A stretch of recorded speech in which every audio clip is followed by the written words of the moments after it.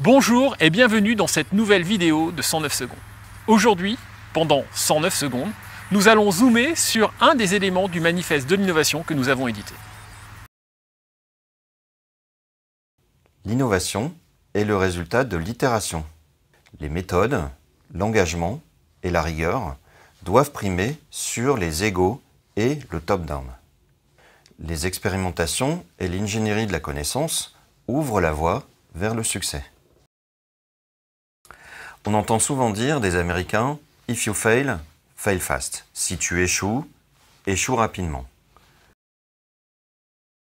Il faut forcément échouer pour réussir. L'échec est possible quand on innove, mais il faut surtout le manager. L'échec est inhérent à l'innovation, mais si vous le voulez bien, je vous invite à regarder l'évolution vers l'innovation autrement. Regardons l'innovation comme le résultat d'un apprentissage.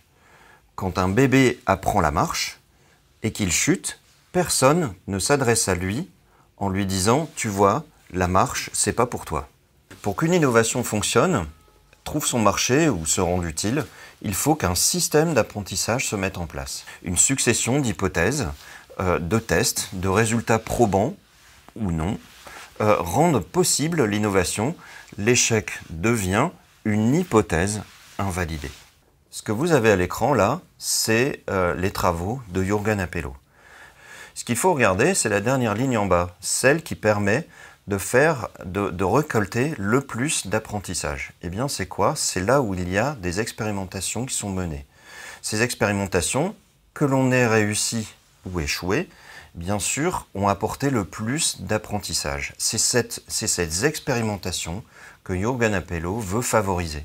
Ce système d'apprentissage est imprégné d'agilité, de transfert de connaissances, bref, d'itération.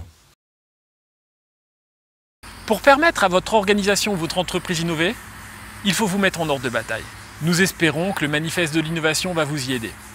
Pour avoir des pistes d'action et d'organisation, n'hésitez pas à regarder l'ensemble des vidéos 109 secondes sur la chaîne YouTube ou sur la page LinkedIn et Facebook. Nous croyons que la bonne santé de notre économie passe par le fait que les entreprises innovent.